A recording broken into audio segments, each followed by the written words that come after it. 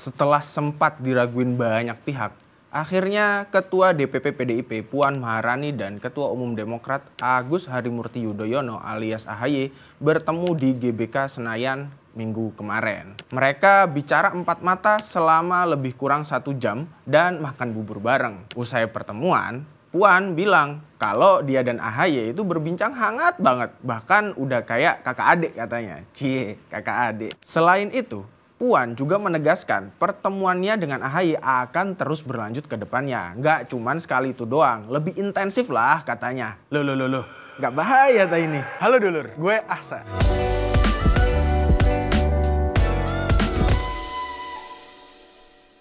Halo dulur, gue Ahsan. Selamat datang kembali di Think Tank. Nah, bicara soal pertemuan Puan dan AHY, menurut gue yang pertama harus dilihat adalah momen itu jadi contoh nih gimana seharusnya komunikasi politik itu berjalan di antara para elit. Harus santai, hangat, akrab, dan penuh senyum ya. Kalau bisa jadi kakak adik ketemu gede lah kayak kata Puan. Bukan malah mempertontonkan ketegangan dan kecaman-kecaman, tuduhan-tuduhan yang ya itu cuman memperkeruh lah suasana politik kita. Menariknya lagi, kejadian ini tuh diinisiasi oleh Puan Maharani yang secara usia bisa gue bilang masih muda. Ketika banyak tokoh politik tua, katakanlah kayak Amin Rais tuh malah terus berusaha mempertontonkan ketegangan politik dengan seruan-seruan perangnya kayak Hayya 'alal Jihad, People Power, dan lain-lain. Jelaslah menunjukkan bahwa usia itu ternyata nggak menentukan kedewasaan seorang politikus. Wong yang muda adem, yang tua malah jadi kompor, meleduk bos. Meledak! Gue juga melihat inisiatif Puan bertemu AHY itu membantah dengan tegas tuduhan yang berkembang selama ini bahwa PDIP itu partainya sombong, Ganjar sombong, tertutup, nggak mau komunikasi dengan partai lain. Nah, sebaliknya nih AHY dan Demokrat itu kan jelas-jelas pendukung Anies, itu diajak ketemu kok, bisa ngobrol santai empat mata lagi sama Puan. Di mana coba sombong dan tertutupnya? Lagian nih, selain ketemu AHY, udah berulang kali juga sebenarnya Puan itu bilang kalau PDIP membuka ruang komunikasi ke semua partai politik, ke PKB, Golkar, dan PAN. Bahkan ke partai non-parlemen kayak Perindo yang akhirnya juga deklarasi dukung Ganjar. Mungkin nih ya politikus di luar sana yang bilang kalau PDIP itu sombong, tertutup, itu ya sebenarnya cuma caper aja, cari perhatian. Mereka tuh sebenarnya pengen komunikasi tapi gengsi tuh minta duluan, maunya diundang.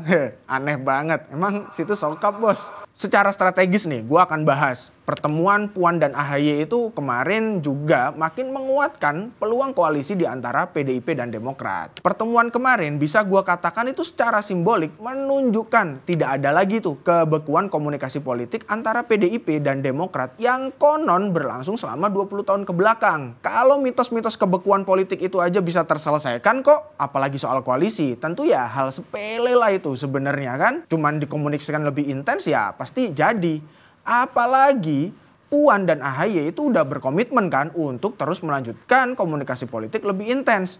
Yang menandakan memang ada keseriusan di antara kedua partai untuk menjalin kerjasama yang lebih strategis, berkoalisi.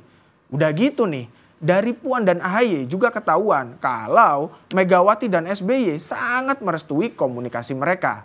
Artinya kerjasama politik dalam bentuk deklarasi ya memang cuma menunggu waktu aja. Sementara kalau berkaca ke belakang, parpol yang diajak komunikasi sama Puan itu kan selalu hampir pasti masuk ke koalisi pendukung Ganjar. P3 deh salah satunya, habis disamperin Puan langsung deklarasi. Nah gimana? Nasdem sama Pak Anies? Gak bahaya tah? Emang sih konsekuensi paling nyata ketika nanti Demokrat betulan dukung Ganjar ya Anies tuh gagal nyalon.